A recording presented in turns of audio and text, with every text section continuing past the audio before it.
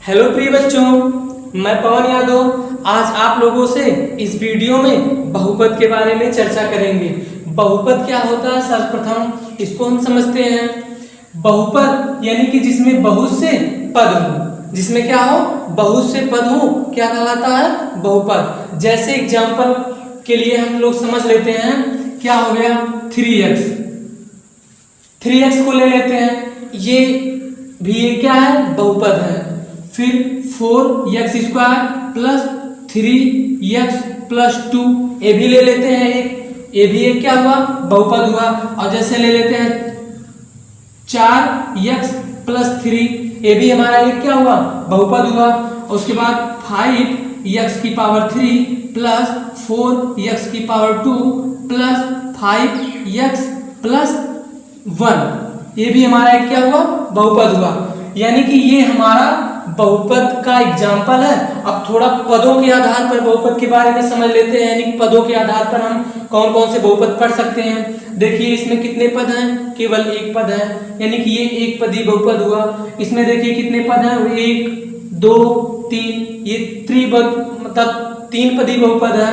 ये 2 है, ये 2 पदी बहुपद है। ये इसमें देख लीजिए कितने पद हैं, 1 2 3 4, ये 4 पदी बहुपद हुआ। इसी प्रकार से जितने बहुपदों की संख्या, जितने पदों की संख्या बढ़ती जाएगी उतने प्रकार के हमारे बहुपद होते चले जाएंगे। अब थोड़ा सा चर्चा कर लेते हैं इस बारे में कि घात के आधार पर, घात यानी कि जिसकी जितनी घात रहेगी उतना घातीय बहुपद होगा। इसमें देखिए अधिकतम कितने घात हैं, 1 घात है, यानी कि हम x की घात कुछ नहीं है, इसको हम क्या मान लेंगे 1, यानी कि 1 घातीय बहुपद हुआ। इसमें देखिए अधिकतम कितने घात हैं हमारे चर पे, चर यानी कि x y z होते हैं ना। इसमें x जो हमारा चर है उस पर ध्यान देंगे हम कि x पे अधिकतम कितनी घात है, अधिकतम कितनी घात है 2, तो ये 2 घातीय बहुपद हुआ। इसमें अधिकतम 1 घात है, ये 1 घातीय बहुपद हुआ। इसमें अधिकतम कितने घात हैं 3 है, तो ये 3 घातीय बहुपद हुआ। अगर आप लोगों को क्वेश्चन में पूछ लेता है ये कितने पदीय बहुपद हैं, तो ये 1 पदी हुआ, ये 3 पदी हुआ, ये 2 पदी हुआ, ये 4 पदी हुआ। ठीक, अगर घात के आधार पर पूछता है तो हम सबसे पहले देखेंगे हमारे चर राशि में कितनी अधिकतम घात है। जितनी अधिक घात रहेगी, अगर 25 अधिक घात रहती है तो 25 लिख देंगे, 26 अधिक घात रहती है तो 26 लिख देंगे। यानी कि हम केवल x की वैल्यू देखेंगे, x की पावर देखेंगे, उस पर हमारी कितनी घात है वही हमारा क्या होगा घातीय बहुपद होगा। इतना तो आप लोगों को शायद समझ में आ गया होगा। अब चलिए आगे बताते हैं। अगर मान लीजिए ये 3 लिखा गया है, अगर कोई पूछता है ये 3 क्या है, तो आप बता दीजिए एक अंक है, एक संख्या है, एक बहुपद है। ये तीन चीज हुआ ना। देखिए 3 अंक तो भी है, मैथ में अंक भी है, ठीक, और 3 संख्या भी है, संख्या यानी कि नंबर, ठीक है। 3 एक संख्या है और 3 एक क्या है बहुपद है। अब 3 बहुपद कैसे हुआ, 3 बहुपद हम इसमें x की घात कितना लिख सकते हैं 0, क्योंकि हमें पता है यदि x की घात अगर 0 रखा जाता तो उसका मान सदैव कितना आता 1। तो अब देखिए 3 और गुणे x का मान हमने 1 रखा तो 3 × 9 3, अर्थात 3 ही तो उत्तर आया। ठीक, यानी कि ये भी हमारा एक क्या है बहुपद है। ये शून्य घातीय बहुपद होता है। कौन सा होता है शून्य घातीय बहुपद, यानी कि ऐसा बहुपद जिसमें हमारा चर राशि का अधिकतम घात कितना हो 0 हो। शून्य घातीय बहुपद, 1 घातीय बहुपद, 2 घातीय बहुपद, त्रिघातीय बहुपद। ठीक, इतना तो समझ में आ गया होगा आप लोगों को। अब चलिए आगे देखते हैं। आगे सवाल है हाई स्कूल का, यानी कि कक्षा 10 का सिलेबस से सवाल है। अध्याय नंबर 2, अध्याय नंबर कितना 2, बहुपद एक चैप्टर है जिसके बारे में आज हम चर्चा करेंगे, यानी कि जिसके बारे में सवाल आप लोगों को इस वीडियो में बताया जाएगा। तो पहला सवाल इससे समझेंगे, यानी कि आप लोग फैक्टर तो पढ़े होंगे, गुणनखंड, गुणनखंड आप लोग जरूर पढ़े होंगे। जैसे गुणनखंड करते थे 2x² प्लस 5x प्लस 3, ये एक एग्जाम्पल हम ले रहे हैं वैसे अपने मन से ही, 2x² प्लस 5x प्लस 3। तो हम लोगों को क्या करना होता था, सर्वप्रथम हम लोग क्लास 8 से ही यानी कक्षा 8 से ही पढ़ते आ रहे हैं कि 2x² जो है प्लस 5x है और प्लस 3 है। हमें क्या करना होता है, पहले 3 का और 2 का, यानी 2 का और 3 का हमें गुणा करना पड़ता है, यानी कि 2 और गुणे 3, ऐसे 2 गुणे कितना 3 बराबर कितना आता है 6। फिर हमें 6 का ऐसा गुणनखंड करना होता है, यहाँ पे चिन्ह देखते हैं प्लस है या फिर माइनस। यदि यहाँ पे चिन्ह प्लस होता है तो जोड़ने पर 5 लाना होगा, और यदि यहाँ पे चिन्ह माइनस का होगा तो हमें घटाने पर क्या लाना होगा 5 लाना होगा। तो यहाँ पे प्लस है तो प्लस यानी कि जोड़ने पर हमें 5। अब 6 का गुणनखंड यही कर देंगे सीधा सीधा 2 गुणे 3, और यदि इसको जोड़ देते हैं 2 धन 3 बराबर कितना आ जाता है 5। गुणनखंड हम इतने अच्छे से बताएंगे, आप लोग एक भी गुणनखंड गलत कभी नहीं करेंगे, केवल जितनी बात हम बताए उसको ध्यान से आप लोग सुनिएगा। तो ठीक है, तो पहले क्या करना होगा, जो इधर का अंक रहेगा यानी कि x स्क्वायर का जो हमारा गुणांक रहेगा, जो हमारा अचर पद रहता है c, यानी कि हम इस वाले से तुलना करते हैं ax स्क्वायर प्लस bx और प्लस c, यानी कि हमारा a का मान जो रहता है और c का मान हम गुणा कर देते हैं। ठीक, और गुणा करने के बाद a और c का जो मान आता है उसका गुणनखंड करते हैं। गुणनखंड करने पर यहाँ पे अगर प्लस रहेगा तो जोड़ने पर b का मान आना चाहिए, या फिर यहाँ पे माइनस रहेगा तो घटाने पर हमें b का मान लाना चाहिए। ठीक, यानी कि आ जाए b का मान। अब आगे देखिए हमने क्या किया, 2 और 3 का गुणा किया 6 हो गया। ठीक, अब 6 का हमें ऐसा गुणनखंड करना था, जोड़ने पर कितना आ जाए 5, यानी कि हमने 6 का गुणनखंड किया 2 गुणे 3, तो 2 3 6 होगा ही, और उसके बाद 2 और 3 को यदि हम जोड़ देते हैं कितना हो जाएगा 5। चलिए ठीक है, आगे देखिए यार ये कितना हो जाएगा 2x का स्क्वायर प्लस ये वाला x ऐसे लिख देंगे, केवल अब 5 का मान हमें रखना होगा क्या 2 प्लस 3, 2 प्लस क्या रख देंगे 3 प्लस फिर 3 बराबर कितना रख देंगे 0, यहाँ पे बराबर 0 था ही। चलिए आगे देखिए, अब ये कितना हो गया 2x का स्क्वायर प्लस ये x का मल्टीप्लाई अंदर कर देंगे तो कितना हो जाएगा 2x प्लस x का मल्टीप्लाई 3 में कर देंगे तो 3x हो जाएगा, और प्लस 3 बराबर क्या रख देंगे 0। ठीक, अब यहाँ से 2 का हमें क्या बनाना पड़ेगा जोड़ा, 2 का हम जोड़ा बनाएंगे। जोड़ा में देखेंगे जो चीज कॉमन है उसको कॉमन कर लेंगे, अर्थात ब्रैकेट के बाहर रख देंगे, और जो चीज कॉमन नहीं होगा उसको ब्रैकेट के अंदर ही रख देंगे। तो देख रहे हैं यहाँ पे 2 है, यहाँ पे 2 है, कॉमन लेना आता होगा तो अच्छे से समझ में आएगा, नहीं तो कॉमन लेना नहीं आएगा तो हम आगे बताएंगे। ठीक है, अब आगे देखिए 2x यहाँ पे भी है, यानी कि हम 2x यहाँ से कॉमन कर लेते हैं, तो यहाँ पे जब 2x कॉमन हो गया तो यहाँ पे देखिए 2 कॉमन हुआ है, यहाँ पे x स्क्वायर है यानी कि एक x बाहर हुआ है तो एक x बचा है, तो x यहाँ पे बच गया, और प्लस ये 2x पूरा टोटल कॉमन हुआ तो यहाँ पे 1 बच जाएगा।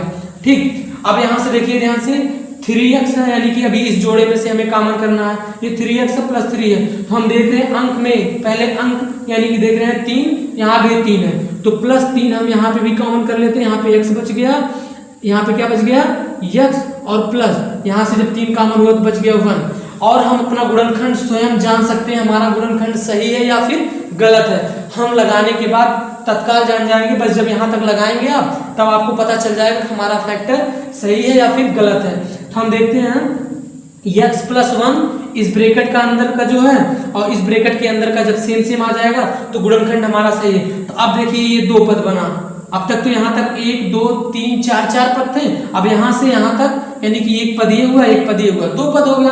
तो दोनों पदों में से एक पद ये पद ये वाला पद और ये वाला पद सेम सेम है, इसको पुनः कॉमन कर लेते हैं, यानी कि x प्लस 1 और फिर बच गया क्या 2x और प्लस 3, 2x और प्लस 3 बराबर क्या रख देंगे 0।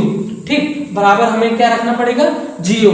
ठीक है, अर्थात हम ये कह सकते हैं जो ब्रैकेट वाला है उसको एक बार लिख देंगे और जो ब्रैकेट के बाहर उसको एक ब्रैकेट में रख देंगे, यानी कि जो ब्रैकेट में है डबल देखिए यहाँ पे ब्रैकेट है, यहाँ पे ब्रैकेट में उसको हम केवल एक बार ब्रैकेट में लिख देंगे, उसके बाद 2x बचा है और 3 और इसको एक बार लिख देंगे एक ब्रैकेट में एक साथ करके। ठीक, अब हमें ज्ञात करना होगा शून्य। अब हमें क्या ज्ञात करना है शून्य, यानी कि हमारा कक्षा 10 का अध्याय 2 का प्रश्नावली 2b से प्रारंभ होगा। अगर ये एग्जाम्पल समझ में आपको आ जाएगा तो सवाल लगा सकते हैं आप लोग। ठीक है, अब हमें क्या ज्ञात करना शून्य, शून्य का अर्थात हमें x की वैल्यू ज्ञात करना है। तो देखिए यहाँ पे 2 ब्रैकेट आया है, यानी कि जब 2 ब्रैकेट आया है तो इसमें हमें x का मान भी 2 बार आएगा। ठीक है, अर्थात देखिए x प्लस 1 बराबर एक बार हम क्या रखेंगे 0, x प्लस 1 अर्थात इस ब्रैकेट को इस जो ब्रैकेट में है x प्लस 1 के बराबर हम 0 रख देंगे, तो x बराबर क्या हो जाएगा x प्लस 1 बराबर 0 हो जाएगा। तो x बराबर 1 को पक्षांतर कर देंगे तो माइनस कितना हो जाएगा 1 की। एक आंसर हमारा ये आ गया, पहला शून्य हमारा ये आ गया। और दूसरा शून्य हमारा ये आएगा 2x+3 बराबर, एक बार हम 0 रखेंगे, 2x बराबर +3 उधर जाएगा, ब्रैकेट को मतलब पक्षांतर करेंगे जब तो -3 हो जाएगा। उसके बाद फिर ये x हो गया, x बराबर -3 बट्टे कितना हो जाएगा 2, एक मान ये आ गया, अर्थात हमारे शून्य 2 आए। हाँ, एक चीज ये भी हम नोटिस कर लीजिए, आप लोग दिमाग में बैठा लीजिए, यदि हमारा बहुपद द्विघात वाला है तो इसमें x का मान सदैव 2 आएगा, यदि बहुपद हमारा 3 घात वाला है तो उसमें सदैव मान 3 आएगा, यदि हमारा बहुपद 1 घात वाला है उसमें मान कितना आएगा 1 आएगा x का मान। यानी देखिए ये 2 घात वाला बहुपद था तो इसमें हमारा मान कितना आया 2 आया।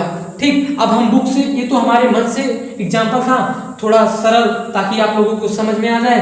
ठीक, अब बुक से देखिए पहला वाला क्वेश्चन है x² - 2x, पहला वाला क्वेश्चन है, क्वेश्चन दिया गया है क्या, देखिए ध्यान से, क्वेश्चन में ये है कि निम्नलिखित बहुपदों के शून्य ज्ञात कीजिए, निम्नलिखित बहुपद के शून्य ज्ञात कीजिए और शून्यकों तथा गुणांकों के बीच में संबंध स्थापित कीजिए। यानी कि इनके बीच में क्या संबंध है, इस चीज को क्या करना है, स्थापित करना है। सर्वप्रथम हम शून्य को दो चीजों से, यानी जब दो शून्य होते हैं दो चीजों से डिनोट करते हैं, एक अल्फा एक क्या बीटा, अर्थात शून्यकों का योग। यानी कि सर्वप्रथम पहले हम समझेंगे इस चीज को, यानी कि ax² + bx + c बराबर कितना 0। ये द्विघात समीकरण का, ये द्विघात समीकरण का एक एग्जाम्पल है, इसी के आधार पे सब कुछ लगेगा हमारा। अब देख लीजिए इससे क्या होता है, यानी कि ax² अधिकतम, इसमें a हमारा अचर है, b हमारा अचर है, c हमारा अचर है। ठीक, लेकिन x² जो है और x अर्थात x जो हमारा क्या है चर है, x हमारा क्या है चर है।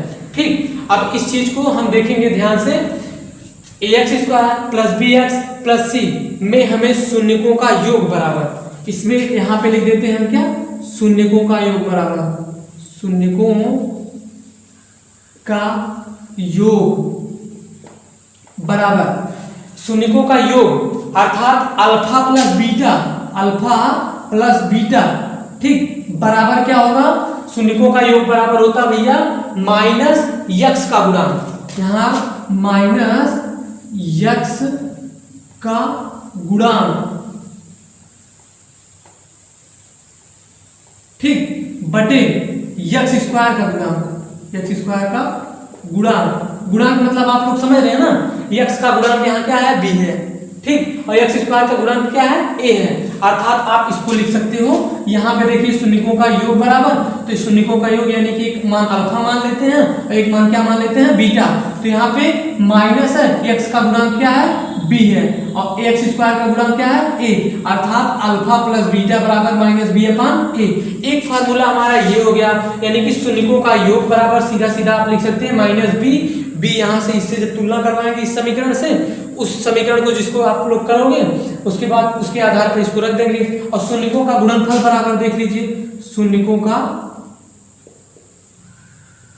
गुणनफल बराबर होता है अचर पद बटे x² का गुणांक, x² का गुणांक।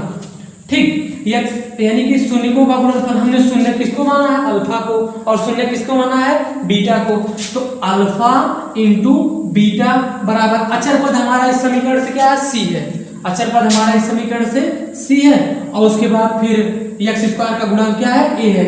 यानी ये एक चीज, शून्यकों का गुणनफल बराबर और शून्यकों का योगफल बराबर, इस चीज को आप लोग स्मरण कर लीजिए, याद कर लीजिए, तभी आप लोग सवाल को लगा पाएंगे। अब चलिए हम लोग प्रश्नावली इसका पहला सवाल लगाते हैं, x² - 2x - 8 लिखा गया है। पहला सवाल x² - 2x - 8 बराबर क्या रख देंगे हम 0। जब भी हमें शून्य ज्ञात करना हो अर्थात मान ज्ञात करना हो तो हम इसके बराबर क्या रखेंगे 0 रखेंगे। ठीक है, अब देखिए हम इससे तुलना करवा लेते हैं, इस चीज से क्या करवा लेते हैं, तुलना, यानी कि इस समीकरण को इस समीकरण से तुलना करवा लेते हैं, यानी कि a, देखिए यहाँ पे x स्क्वायर केवल लिखा गया, अर्थात a के स्थान पे कुछ नहीं, तो a बराबर क्या मान लेंगे हम, 1 के। a बराबर किसके मानेंगे, 1 के। अब b बराबर क्या मान लेंगे, यहाँ पे प्लस b है, यहाँ पे -2 है, यानी b बराबर -2 के। अब c बराबर क्या है, c बराबर क्या मान लेंगे हम, -8 के। c बराबर, आप लोग ध्यान से पूरा वीडियो देखिए, सब कुछ एकदम अच्छे से समझ में आएगा आप लोगों को। अगर आप लोग भगा भगा के देखेंगे तो शायद नहीं समझ पाएंगे, ठीक है। यानी कि a बराबर हमने तुलना करवाया 1, b बराबर -2, c बराबर -8। अब हमें करना क्या है, गुणनखंड करना इस वाले समीकरण का। तो यहाँ पे 1 है, यहाँ पे 8 है, यानी कि a और c का गुणा करेंगे तो 8 करना 8 का ऐसा गुणनखंड करना कि घटाने पर कितना आ जाए, 2। 8 का हमें ऐसा गुणनखंड करना है कि यहाँ पे माइनस लगा हुआ है, यानी कि घटाने पर कितना है, 2। तो 4 दूनी कितना होता है, 8। अब 4 में से यदि 2 घटाओगे तो कितना आएगा, 2। तो हमारा बन गया समीकरण, यानी कि अब इसको लिखोगे ऐसे, x का स्क्वायर माइनस माइनस लगा दोगे, x है x लिख दोगे, पर इस 2 के स्थान पे कितना लिख दोगे, 4 - 2, यानी कि 4 - 2। और उसके बाद माइनस कितना लिखा गया, 8। ठीक, हमें करना कुछ नहीं, बस केवल यही बीच वाला पद तोड़ के गुणनखंड करना है। ठीक, अब हो जाएगा x स्क्वायर -4x और माइनस माइनस क्या हो जाएगा, प्लस, ये इसका गुणा इसमें कर दोगे कितना हो जाएगा, 2x और -8 बराबर कितना, 0 के। बराबर आप लोग लगा दोगे किसके, 0 के। अब देखिए ध्यान से, अब 2 का आपको क्या बनाना पड़ेगा, जोड़ा। क्या बनाएंगे आप लोग, जोड़ा। 2 का जोड़ा बनाएंगे, यानी कि जोड़े में से देखेंगे, यानी कि ये जोड़ा ये जोड़ा, यानी कि 4 पद हुए, हमारे बहुपद में 4 पद हुए, तो चारों में 2 का जोड़ा बनाएंगे तो 2। अब इसमें से क्या कॉमन होगा, x स्क्वायर है, यहाँ पे x है, अंक है नहीं, अंक नहीं कॉमन होगा, और यहाँ पे x है, x कॉमन कर लीजिए। x कॉमन करने के बाद x बच जाएगा, माइनस कितना बचेगा, 4। ठीक, अब यहाँ से +2 कॉमन कर लीजिए, प्लस क्या कॉमन हो जाएगा, 2। ये एक बात ध्यान रहे, जितना इस ब्रैकेट में आया उतना इस ब्रैकेट में भी आना चाहिए, तभी हमारा गुणनखंड सही होगा, अन्यथा गलत हो जाएगा। ठीक, अब देखिए यहाँ से जब 2 कॉमन करेंगे तो x बच जाएगा, उसके बाद यहाँ से प्लस कॉमन हुआ तो माइनस ही बचेगा, 2 कॉमन हुआ, अर्थात कॉमन का मतलब भाग देना, यानी कि 2 से 8 में भाग देंगे 4 बार जाएगा, अर्थात 8 में से 2 जब निकाल लिया जाएगा यानी भाग दिया जाएगा तो कितना आएगा, 4। ठीक, बराबर कितना, 0। अब देख लीजिए एक बार ब्रैकेट में सेम है, हाँ सेम है तो सही है। अब देखिए एक बार ब्रैकेट वाला जब सेम है उसको एक बार लिख दीजिए x - 4, अर्थात दोनों पदों में से x - 4 कॉमन हुआ, पुनः कॉमन कर लेंगे और x + 2 हो गया, बराबर कितना, 0 के। अब हमारा दोनों ब्रैकेट में आ गया। एक बार हमें क्या करना है, एक बार x की वैल्यू यानी कि x - 4 यानी कि इस ब्रैकेट के बराबर रखना है 0 के, और x बराबर कितना हो जाएगा, +4 के, x बराबर +4 के। और एक बार पुनः हमें x +2 बराबर भी रखना पड़ेगा 0 के, और x बराबर कितना हो जाएगा, -2 के। इतना क्लियर हुआ, यानी कि एक मान हमारा अल्फा बराबर 4 और बीटा बराबर कितना आ गया, -2, यानी कि हमारा प्रथम शून्यक 4 आया और द्वितीय शून्यक क्या आया, दूसरा शून्यक -2 के आया। ठीक, इतनी बात आप लोगों को समझ में आ गया। अब हमें संबंध स्थापित करना है, यानी कि सत्यता की जांच करना है। सत्यता की जांच करना ये, यानी कि अल्फा और प्लस बीटा का मान देखिए बराबर आता है कि नहीं, तब अब लिखेंगे सत्यता की जांच। ठीक, सत्यता की जांच, सत्यता की जांच बराबर यानी कि अल्फा प्लस बीटा बराबर आना चाहिए -b/a, b/a यानी b/a -b/a। अब हम देखते हैं अल्फा, अल्फा का मान दिया 4 है, अल्फा का मान 4, चिन्ह क्या है, प्लस का, और बीटा का मान -2 है तो -2, बीटा का मान -2। ठीक, अब बराबर, अब यहां से देखेंगे, यहां से b बराबर कितना है, -2 के, तो पहले से ये माइनस है तो माइनस पहले से लगाएंगे, उसके बाद b का मान भी -2 है। ठीक, और a का मान कितना है, 1 है, बटे कितना हो जाएगा, 1। ठीक, अब देखिए यहाँ पे 4 हो गया और प्लस ये प्लस माइनस क्या हो जाएगा, प्लस माइनस माइनस हो जाएगा, अब बराबर -2, 2 बटे कितना, 1। अब 4 में से 2 घटाओगे 2 ही आएगा, बराबर कितना हो जाएगा, 2 के, यानी कि योगफल 2 बराबर 2। पहली सत्यता की जांच हो गई हमारी। ठीक, अब शून्यकों का गुणनफल बराबर देखेंगे, यानी कि शून्यकों का गुणनफल, ये समझ में आया। देखिए अल्फा प्लस बीटा बराबर, यानी कि अल्फा का मान यहाँ से 4 लेंगे और बीटा का मान कितना लेंगे, -2 लेंगे, यानी कि अल्फा का मान 4 और प्लस बीटा का मान -2। अब बराबर माइनस दिया पाने, बी का मान पहले से माइनस लगाएंगे, यहाँ पे बी का मान -2 दिया है, -2/1, ए का मान 1 है, ठीक। उसके बाद फिर इसका मान प्लस माइनस होगा, 4 में से 2 जाएगा, 2 आएगा और 2/2 अर्थात बराबर आ गया। अब गुणनफल बराबर देख लेंगे एक बार, गुणनफल यानी कि alpha into beta, alpha into beta बराबर क्या होगा, अल्फा इंटू बीटा बराबर C/A होता है। क्या होता है, C/A। तो अल्फा इंटू बीटा, अल्फा का मान यहाँ से उठा के रखेंगे 4 इंटू बीटा का मान -2 बराबर C का मान कितना है, -8 है, C का मान -8 और A का मान कितना है, 1 है, तो बटे 1 रख देंगे, ठीक। और 4 दूना 8 प्लस है माइनस है, तो माइनस कितना हो जाएगा, 8 बराबर -8 की, ठीक। गुणनखंड भी हमारा क्या आया, यानी कि सत्यता की जांच भी सही, यानी कि हमने योगफल चेक किया, योगफल भी सही आया और गुणनफल भी, यानी कि दोनों पक्ष हमारे बराबर हुए, तो हमारा सत्यता की जांच भी क्या है, सही है, ठीक। इतना ये समझ में आया। एक एग्जाम्पल और देख लीजिए ताकि जहां पे भूले हो आ जाए आप लोगों को। अगला सवाल देखिए आप लोग, कितना लिखा गया है, 6x² - 3 - 7x, 6x² - 3 - 7x बराबर क्या लिख देंगे आप लोग, 0 के। तो इसको थोड़ा आप लोग क्रम से लिख लीजिए। क्रम से कैसे लिखेंगे, जो मतलब हमारी चर राशि की अधिक घात हो।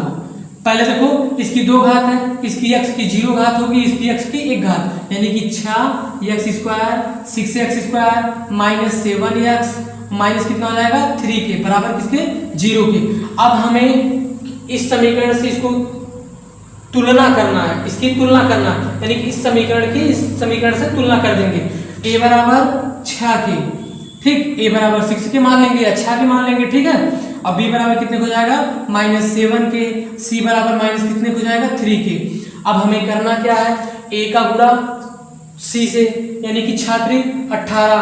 अब 18 का गुणनखंड ऐसा करना हमें कि घटाने पर कितना आ जाए, 7, तो 9 दूनी 18, 9 में से 2 घटा देंगे, 7 आ जाएगा। अब इसको हम लोग ऐसे लिख सकते हैं, 6x² माइनस x 9 - 2, यानी कि 9 - 2 माइनस कितना, 3 बराबर 0 के।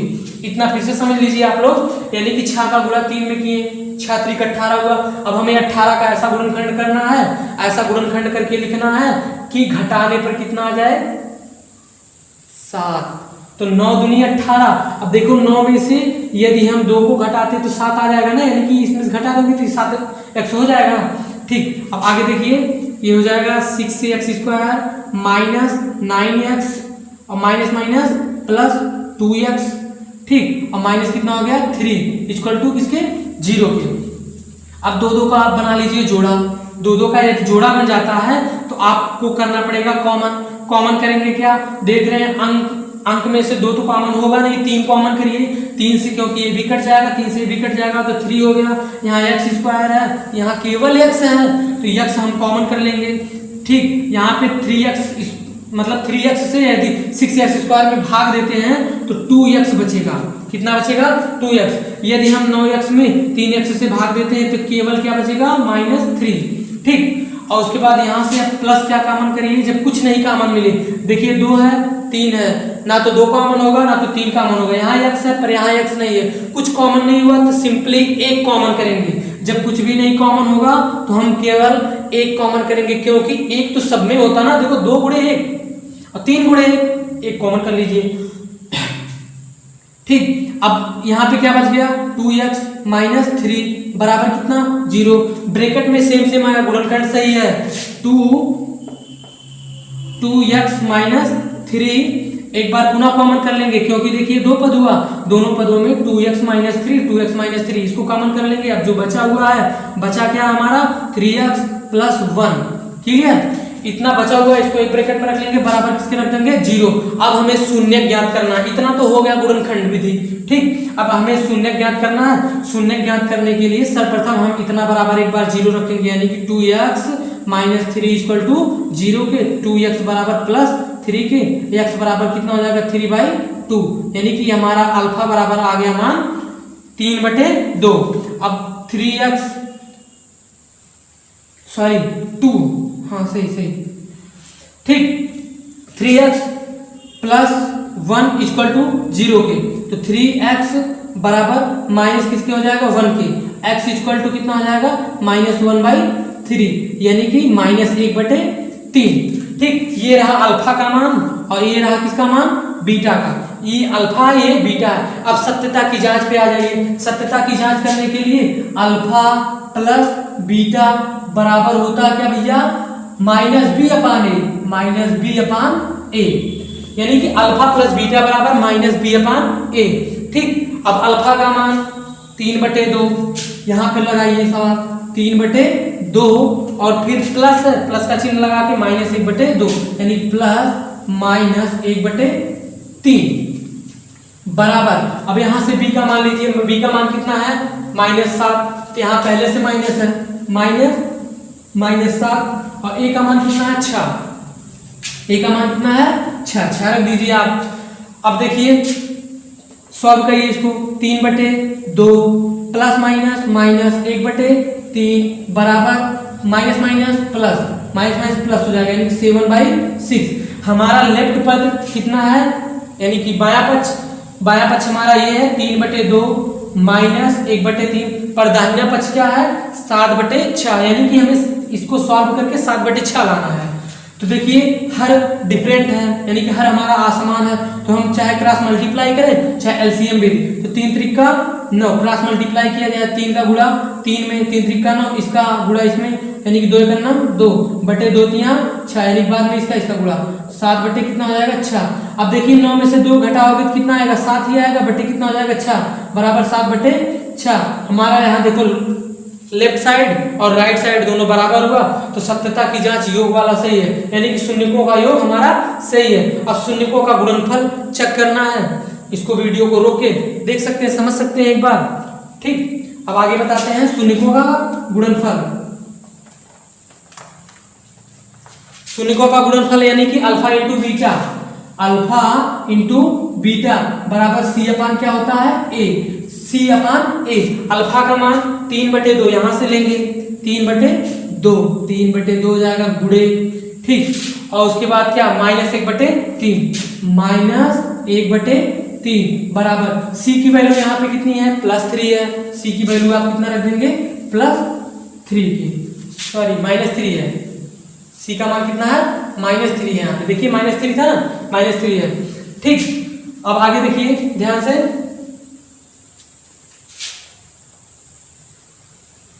3 से 3 काट दीजिए, यदि a का मान कितना है 6, a का मान कितना है 6, 3a/6 हो जाएगा।